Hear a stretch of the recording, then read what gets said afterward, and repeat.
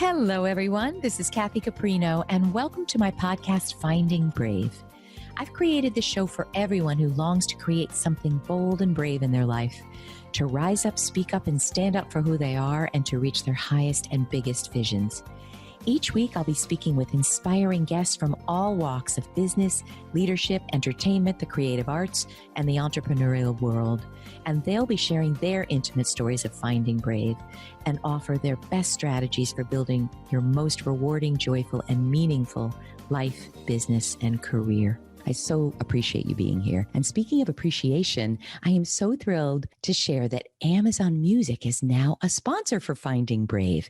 So if you feel as I do that music is an important, enriching part of your life, and you would like unlimited access to 70 million songs today, I hope you'll hop on our special link, which is getamazonmusic.com/findingbrave and get our 30-day free trial offer. Again, unlimited access to 70 million songs. That's a whole lot of music and a lot of listening joy.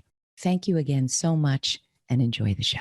Hello, everybody. Welcome to Finding Brave, another episode. How are you this week? As I say every time, I know you get bored of me saying it, I am so thrilled and honored to have our guest today. And I can't tell you why. I can't wait to tell you why I have this amazing guest, because there's a little bit of a personal story. But we have Sumana Rajagopal. I hope I said it right, Sumana. So perfect. You're with us, and we are talking about investing in others, how to achieve rapid acceleration of employee growth.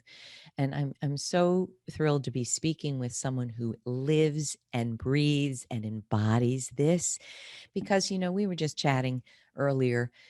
When you speak to a lot of people, and there's a lot of illustrious names, and this is not to cast aspersion at all, but sometimes I find that even illustrious best-selling authors sometimes are saying things that I think we've heard before, but yet we don't quite understand how to demonstrate and embody these things. Like, as we were talking about, I had Howard Behar, the amazing Howard, on servant leadership. And I asked him, what is it and how do you do it? Because, we'd all be millionaires for every dollar, we would get for how many people have written about servant leadership in a way that I think that is hard to grasp. So that's why I'm so thrilled to have you here, Sumana. And before I read your bios, I want to tell you once again, because we've talked about this, I have a colleague who over the months and years, we were talking about career growth, leadership, and she mentioned her boss. And she said things about this boss, who's Sumana, of course, that I literally am not jesting. I've never heard someone say about their manager in my entire life. And I certainly can say I never had a boss like you. And, just a few things that were said were that you recognized what her sweet spot, swim lane, natural talents, gifts were in a second. But you also recognized some behaviors that kind of put her, how would I say this? Kind of under a bushel. How the light was her potential. Well, there you go. But I think also didn't help her shine her light. Right. And, she also mentioned that she believed that you believed she could do anything and go anywhere. I still do. People, how many bosses have you had that are like this? So, I get choked up because I think it's so very rare. And that's why you are the person to speak to us about how do we do that with people? That's not just, I'm doing a lot of talking here, but that's not just cheerleading them. No. So you're going to tell us everything about how you do this. And you're in a new role and you're doing it again. I know. So let me tell you about Sumana. Sumana recently returned to the place she credits with learning what it means to put people first. She is fortunate to have found her calling in media and advertising. Oh, they're fortunate to have you, and is able to put that passion into purpose at Merck Pharmaceuticals. It was there that she found that fostering her own growth included managing employee development to create sustainable business and drive competitive advantage in a corporate environment. With over 26 years of marketing experience working for three Fortune 500 companies, Sumana's career focus has been in media and marketing. She has found success by fostering an innovation agenda and speed to market. You're going to tell us what this all means through rapid reapplication of best practices from local to global markets. And her true passion lies in working with business teams to develop media strategies using data and insights to create demand, maximize returns, and build profitable business and uplift everybody you interact with at the same time. So, can we please dive in to, and where do we begin? How do we dimensionalize this? I think maybe let's start with, because you're new in this role and you've worked with, three Fortune 500 companies, you started to tell me that you see instantly, how would you put it? I said universal truths, and this That's is it. definitely a marketing advertising term. Is we're all, when we build communications, we're always looking for that one thing that resonates with a lot of people, like the most people that you can reach, right? And are you trying to find that as what the audience sees as a universal truth, or? Yes, a lot of it has to do with, and I believe it's this melding of professional and personal, and it's on overdrive because of COVID. We're at home, Yeah. there's no break points, it's all one thing. So, I have always loved a separation between work and home. Mm. And I've enjoyed that. I've enjoyed being professional and progressive in the workplace, but also keeping my work life, my work and my life separate. Interesting. Unfortunately, that is not something that we can do anymore. And I think COVID, talk about rapid acceleration. COVID has rapidly accelerated my need to get to understand what drives and motivates my employees. And the thing that you guys were talking about on your servant leadership podcast was embracing the whole human, right? And I've never had to do that before. And the colleague you were talking about, I now that everyone was home and everyone was challenged in numerous ways, whether it be a parent, a child, a spouse, a, enough space to work and play in, to cutting off work, cutting off home, right? Mm. Now that we were faced with these challenges, it was Mm. all melding together. So that's where the rapid acceleration becomes really important, because you Mm. could see these trends generationally. You started to see people come in and set up boundaries. I have my yoga class at 4:30. I will be leaving. And people always said, oh, the millennials. I'm like, well, no, time out. Let's not do this generation. Let's not create divides. Mm. And I think that's Mm. where what I see in business. There's us and there's them. There's the ivory tower and there's you. And we, in our first Mm. conversation that we had, you talked about how are you so courageous? And I was like, I'm not courageous. I just do what I think is right. And I never saw doing what I thought as right as being courageous. And I make a lot of mistakes, Kathy, a lot. I doubt So, that, but okay.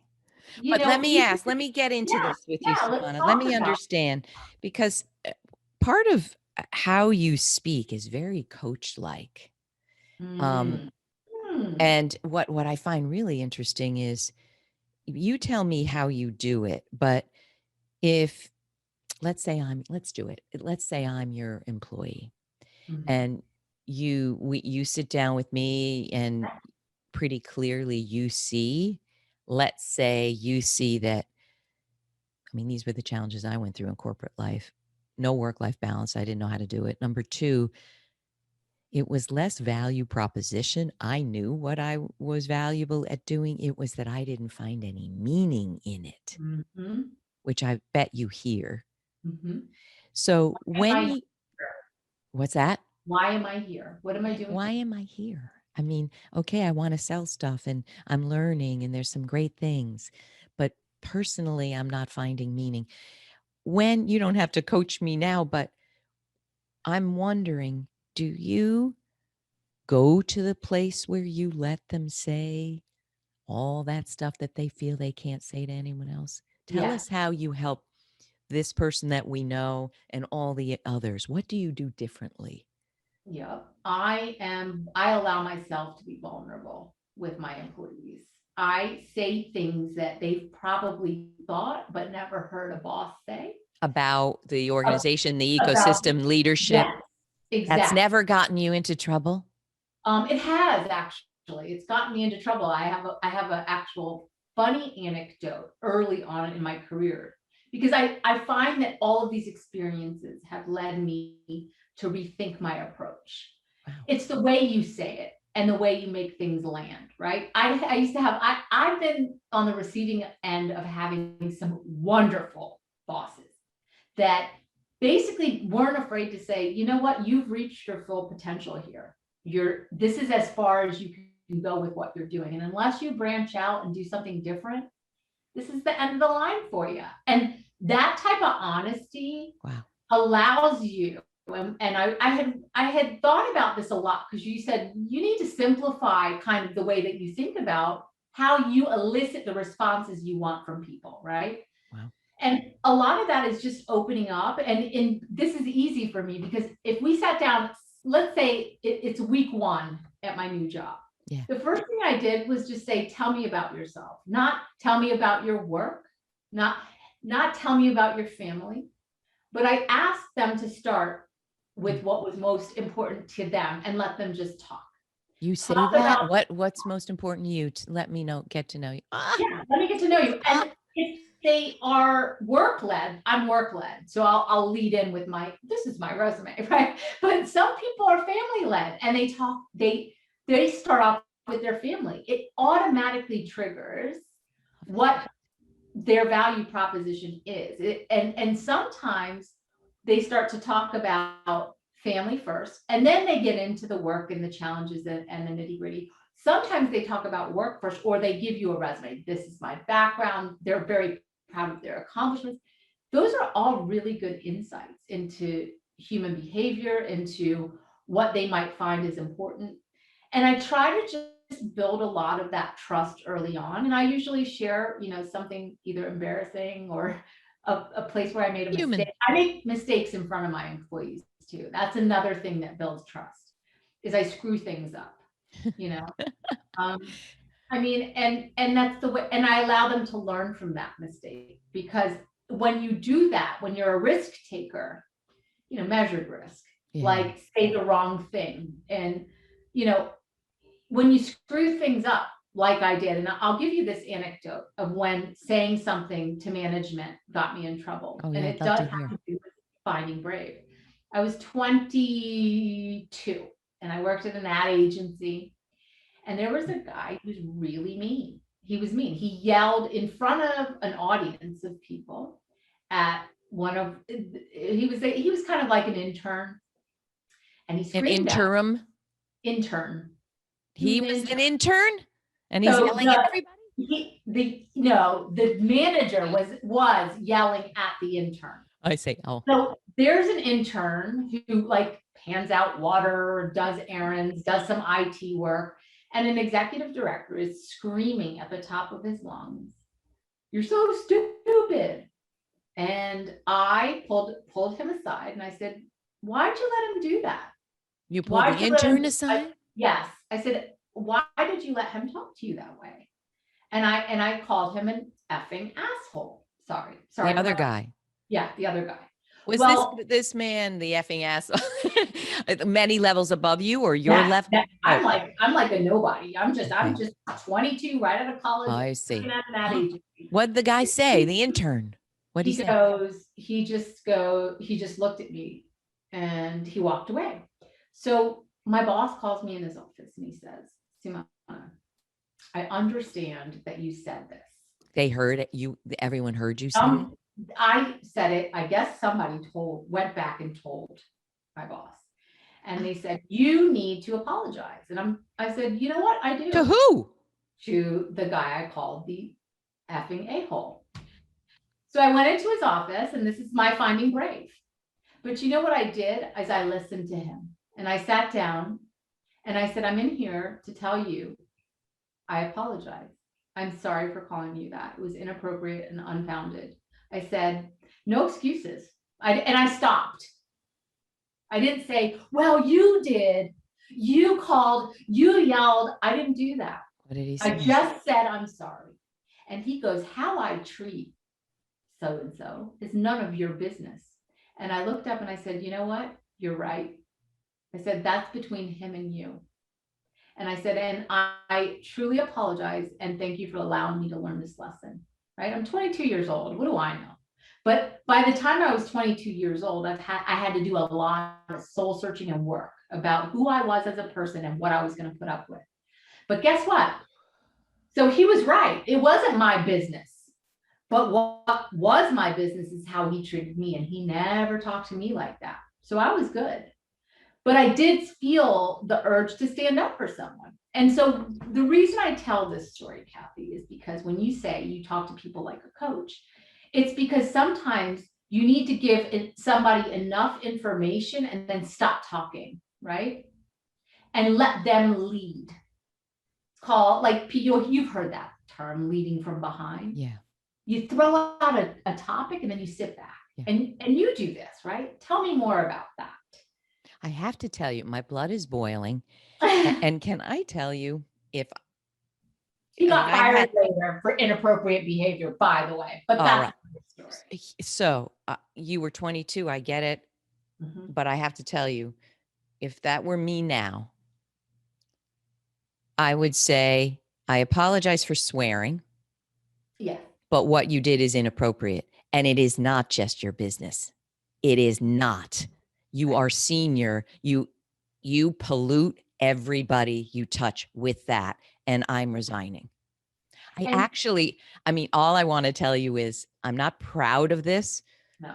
But I want to tell you quickly, I had a story where I regretted it for about half a second, but quickly, I had a boss who I adored, my very first boss ever. Yeah. And he was so good to me. And then they pushed him out. They demoted him and brought in an F and A. And I hated this guy. And to me, there was narcissism. Yeah. I didn't know what it was. I was 24. But he started knowing that I was interviewing to leave. And one time he said, and I knew that I probably was going to get the job offer. It was a great company. And he said, where were you? And I said, I was at lunch. And he said, but where were you? I said, I was at lunch. Mm-hmm. And he said, I want to know where. Sumana, I screamed in front of the office, F you. 24 years old. And I have had that kind of temper. I've managed it. F you. I mean, I said it. So of course I put him in no other position, but he would have to fire me. But about 2 hours later, I got the offer. But what I do want to say is, I think that being forced to go in and apologize to that person makes me want to vomit in my mouth. Kathy, that probably wouldn't fly today, right? Because you've got the generation of 20-something years ago and today are very different. And it's a good thing, right? And it goes back to that discussion around managing your purpose in life and melding your personal and your professional.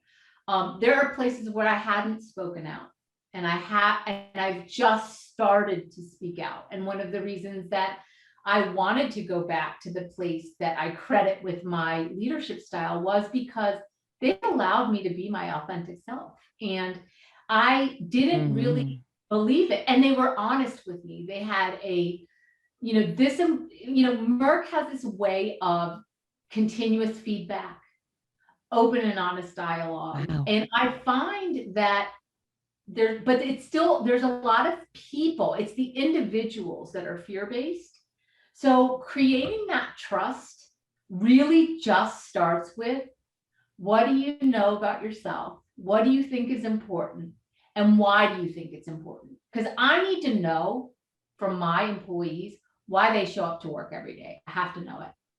I know why I show up every day. Why? And it's because I generate this amazing energy from other people and leading other people. And I generate, and I'm lucky enough to have found kind of a career that I love. And it's so ever changing and evolving. So I'm actually one of the lucky ones that actually loves what I do. I love media. I love advertising. I love communication. I love the merger of mathematics and consumer behavior, right? Those two things coming together, artificial intelligence, machine learning, all those buzzwords that you hear in the industry, and applying that to the way the human mind works, right? I mean, I have so much to ask you. And look at our time. Oh no, do you have 10 more minutes? I do. What does, first of all, to me, you have the career, a dream career in that you've got it all. Functionally, you love what you're doing. Yes. But it's so much more than that. You also love the leadership in the ecosystem, and you respect the people generally. And you can use your gifts and talents in ways that are deeply meaningful to you. That's I mean, right. this is to me, people, an ideal role. But let's go back to leadership. So anyone who manages, what I want you all to get out of this are concrete things to literally do and say. But I do have to ask you this. From what you say, my belief is, first of all, find an organization that supports That's right. people like you. That's right. What are people like you? People that are brave and bold enough to make mistakes visible, to say to someone, and I'd love to talk to you about how you do remedial work with someone, as well as say, you are so talented, gifted, but in how you are coming across, you're holding yourself back. You need an organization that allows this. But you do. Tell us more about how you rapidly accelerate people. Sure. So first, it starts by building trust. The other thing is going off of what you said, Merck's leading principles are ethics and integrity, right? And those are mine. I grew up in a household where ethics and integrity, your name, who you were as a person, was everything. And so when you find a purpose-driven organization that also believes in the same things, science-based, fact-based medicine, and then you have like a wild card personality like mine, you think that it's an explosive combination, but then you have these leaders that kind of say, what is it that is driving you? Here is where you're limiting yourself. But that only starts when you really, and they ask you hard questions. My managers ask me, what do you want to do? Why do you want to do that? Are you sure you want to do that? Have you ever considered X? And what those questions do with rapidly accelerating employees is it forces them to say, am I in the right spot? Am I with the right company? If all I do is come in and tell you all of my problems and all the obstacles, where's the solutioning? Where's the solving? Where's the power? And to me, it's all about grabbing the power back, right? There's thing I always know, is that a you problem or is that a somebody else problem? I always say that. There's right? A question. There's three things I always ask. Oh. Do you own that or does somebody else own that? Like, are you bringing in a problem that's not yours to solve? Do they, let me ask, I think you know exactly whose problem it is. Do they tend to know? Like they'll say, yeah, it's their problem. They're making me crazy how they're behaving. They don't see that they don't see that they're co-creating it, that they're bringing things from the past, that they, that's right. Do they?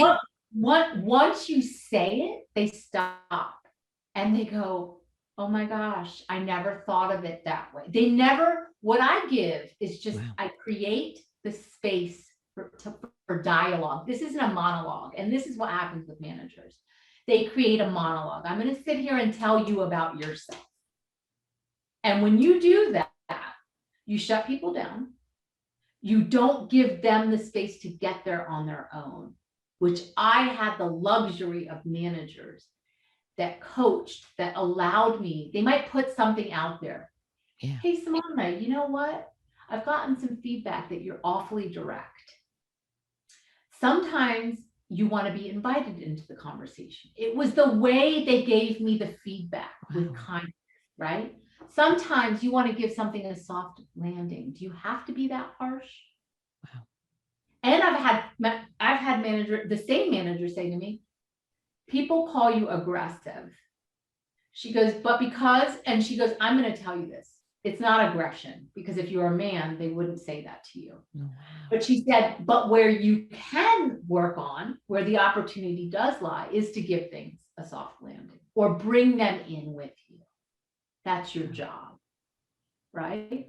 And so it's that creation of dialogue, Kathy, that is super important. And asking those questions, like, is that a you problem or is that a me problem? So you got that one. Right. You said you have two others. What other questions do you ask? This is a statement. Eyes on your own paper. So I would have employees come in and say, well, why is so-and-so doing X, Y, Z? I said, do you want to do X, Y, Z? No, I'm just asking. But because I create this space for conversation, and sometimes I hear things I don't want to hear, which happens a lot. Like, why are you giving that to her? She's not capable, that kind of thing, you mean? Why does she get to spend the night in New York and I have to take the train up and back? Oh, dear. What do you want to stay out? No. I have a family. Oh, okay, cool. Because then it sounds like a different issue or a different question, right? Because getting to the root cause of what is driving the emotionality, for lack of a better term, is super important. So the first question is that a you problem or is that a me problem? And what can you do to fix? Where can you fix? What can you do to make sure that doesn't happen again? Love it. The second is, are you keeping your eyes on what you need to accomplish, or are you looking at what somebody else is accomplishing? And this is like super important, right? Know what you own. Know who you are and what you want out of life. Because if you don't, someone else will write it for you. Right? And so that is something that has driven me for a long time, where I would look at people, and people do this all the time, comparisons. Look at her. Oh my gosh, she's on the circuit. She's a CMO. I'm just a director. Oh man. All of a sudden, I've put myself in a place where I've diminished myself, my capabilities, my talents, my accomplishments. And I've put my sorrow and my failures on the talents of someone else. And then what I started doing is I always try to think upside down or backwards, like flip it on its head. So that's the third thing. Flip it on its head. Think about it from a different perspective. Are you willing to do what it takes to be a CMO? Are you willing? Are you willing to, we talked about my marriage. I've been with my husband 29 years. I have a daughter who's 8. The stage of my life, I have a couple of requirements, right? Those requirements require me to be less selfish. So while I maybe wish I was on a CMO track and I'm not, that's okay for me because I have other rewards. And I decided I'm not willing to do what it takes to be on that track. You mean you really have? You're talking about yourself here. I'm talking about myself. I don't know that we create the space for our employees to come to those conclusions on their own. And that's what I mean by rapid acceleration. You have to pinpoint, do you want to be in this job right now, the one you're in? Because I've said this to employees too, because if you don't, it's okay. We'll get there together. And then I'll even help you. I'll be a reference. And for some reason, they want to work for me. Then you're like, no, I do want to be in this job. But it's about tapping into the untapped potential that they have. It sounds so simple, but no one gives the employees space to talk about what their hopes, their dreams, their aspirations are. I, honest to God, 18 years never had a manager ask me that question. Or, I mean, where I really felt the most unhappy, miserable, lost is that as a vice president in 2 years, I don't think anyone asked me a personal question No, that I can remember. no, I felt like, I don't understand. Does anyone care that, no. I just sang at Carnegie Hall, or not to brag, you know what I mean, that what my life really is outside of this. My gosh. I love that because you know what I did, but then I had to change my frame. I always wish someone knew my background before they sat down to talk to me. So I always wish that someone would ask me for my resume because I have a lot of experience and it's crazy experience. I was in procurement, media procurement. I sold ads, I bought ads, I measured ads, right? Most recently as a VP. And I was a VP, and sometimes you get something and it's just not what it seems that or what you thought it would be. And so you have to readjust and you have to pivot. And nobody in all my time coming in asked me about what is your experience? Where did you come from? Here, you at this role? It's the first thing I do.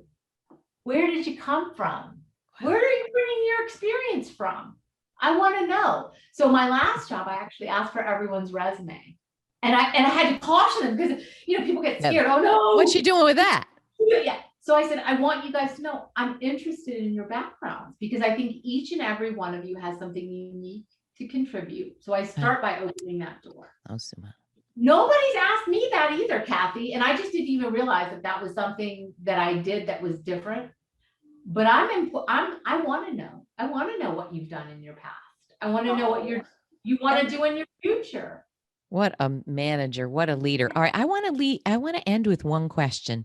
Can I? I think everyone listening probably wants you as a boss. I mean, why not? Excuse me. We can be honest. You're asking us to step up. If you want this, let's do it together. If you don't, we're not keeping you here. That doesn't serve us or me or you or, I mean, who doesn't want this? So here's my question. What can people do to vet the culture of the organization they're about to go in to make sure it's close to what you're talking about, that I can be my whole self, I can be my honest self? If I'm going to whine and winch, you're going to say, what is it that you really want here? What is the root of the problem? And let's have a solution here. How do they do it? How do they get you as a kind of boss? Well, this is the hard part, right? I mean, the people that you work for, the last two bosses that I had were the last boss that I had and the boss that I have now are spectacular. I vetted them. You have to vet the people that. And how do you vet them? So this is where your connections come in, right? Okay. Hey, so-and-so, do you know this person? Would you take a minute of your time to talk to me about their leadership style? Perfect. I always vet the people that I'm going to work for. And if I can't vet them, I go on my gut, because one thing that I know that I've developed and honed is an extreme sense of my intuition and what I'm going to get from that person. And the last thing I'll say about that is you have to trust yourself. Nobody else will put their trust in yourself unless you do. And you have to use your relationships in business and industry or whatever industry you're in to say somebody in my network. That's the beauty of today and social media and LinkedIn and things of that nature, is that somebody in your network will know somebody who knows that person. And you've got to pull that thread all the way through before you step into a job. And that's what I did here. Oh, I love it. And, I'll add one more thing to that, and then I'd love any last words. But when I had a series of just terrible bosses, I said to myself, the next job I'm going for, I'm going to vet the boss. And I found the most amazing boss on the planet. I get in, and about 3 months later, she quits. Yes. And I ended up with a situation for a long time that was so not right for me. So you're right. You can't hitch your wagon to a person. That's it. Where the personal belief comes in. So the other tip I'd have is don't just look at the person you're reporting to. Look at the entire ecosystem, Mhm. because that's going to happen. People should move on. People should move. That boss isn't going to be your boss for 20 years, probably. So also you want to look at what is the style, what are their values, not just the spoken ones, but the ones they demonstrate, right? Kathy, that is such a great point because I looked at the CEO because I wanted to work for the CEO that was in place. The day I interviewed, they announced his departure and somebody else was coming in. Before I took the job, I waited to find out who the CEO was. I read about him. Wonderful. I read Wonderful. about the leadership. Wouldn't you know, the person on top of the person on top of the person left. One of those people left. People will always play musical chairs, and you have to be committed to yourself and what you bring to the table. And this is why, Mm. if you invest in your employees and they know what their strengths are and they can find passion and purpose in their drive, they will be there and they will find a new way or a way to pivot regardless of their leadership, and they'll carry it Love through. that. I love it all. Any last words for either those of us who want to be the kind of leader that our employees trust us and we know they have their back, Yeah. and yet we're not going to soft pedal? No. We see something go on in a meeting that, wow, that's really not what I want to see from you. I don't think this is really going to help you. Yeah. We want all of that. Any last words for either those of us wanting a boss like that or those of us wanting to be that kind of manager? Yeah, I definitely think that remember, every day is up to you, and the way you show up is up to you. Love it. You have to take that into your own hands and say, who is it that I'm coming in to be? And how am I going to represent a team of people and be there for people and make mistakes in front of them so that they know that they can make mistakes, and also have them understand that it's a privilege and an honor for me to be there in charge of their careers. Like, I'm there for them. I'm not there for Sumana. So yes, I'm there for a patient. Absolutely. And yes, I'm there because I want to build generational wealth. I have all my 10 goals written down, right? I have my goals. I have a daughter. I want to pass down wealth. I want her to be able to do, advocacy work or something that doesn't have to require so much hard work, right? Absolutely. If I could give her that, I would give her the world. But in the meantime, I'm also there to help bring my replacement in, right? I'm not there for if I do my job right, I will engineer myself out of my job and Oh, put someone else please. in it, It's right? so good. Right? It's just what Howard Behar talked about, but in a different way. It's servant leadership, but I see it differently. Let me see if I can articulate it. I think you get intense gratification and personal fulfillment from what you do. Um, and so does Howard, of course. But I feel like you're investing in others as a way to uplift the entire world around you. That's right. What is it that they say? You can be the first, just make sure you're not the last, Oh, right? wow. Right. I mean, and I'm the first of many, right? I'm the first for many of these things. I'm usually the only woman of color at the table all the time, so I have to represent and show up in a totally different way. The things that are table stakes for most people are not table stakes for me, right? I have to earn my way in. So a lot of the appearance or the way that I speak, my patience level, the way that I see you is very different than the way you see me. I have to actually come in with all of those filters and actually start to chip them away. And so I think that just adds to the experience and adds to my drive to want more for everyone else. Oh, it's so beautiful and it's so inspiring. It's just, I wish I'd met you and saw a glimpse of someone like you. Who knows? I might still be in the corporate world. Not that I would want that, but I never did, never did. And aren't we lucky to have someone like you as a role model to look up to and aspire to be like? Thank you for coming on. Where can people learn about you? Where do I send people to read more about you?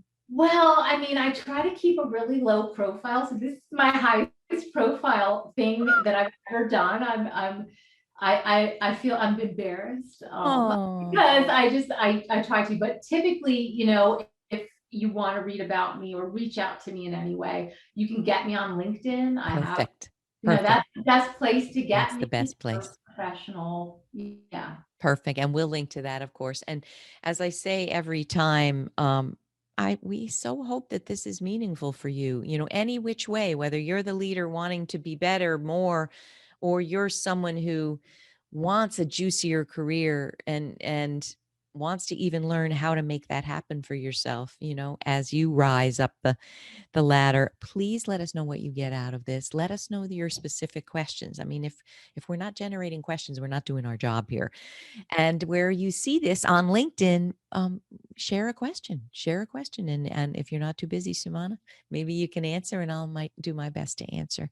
Again, thank you for being you and for giving us a real embodiment of what leadership is in a way that I think we'd all aspire to. Thank you. Thank you. Thank you, Come Kathy. back again. Come back again. Yes, Oh, all yes. right, everyone. Have a wonderful, brave week. And we can't wait to hear from you about this. And we'll see you next time. Thank you. Bye. Thanks so much for joining us today. And please don't forget to check out findingbrave.org for more programs, resources, and tips. And tune in next time for your weekly dose of Finding Brave.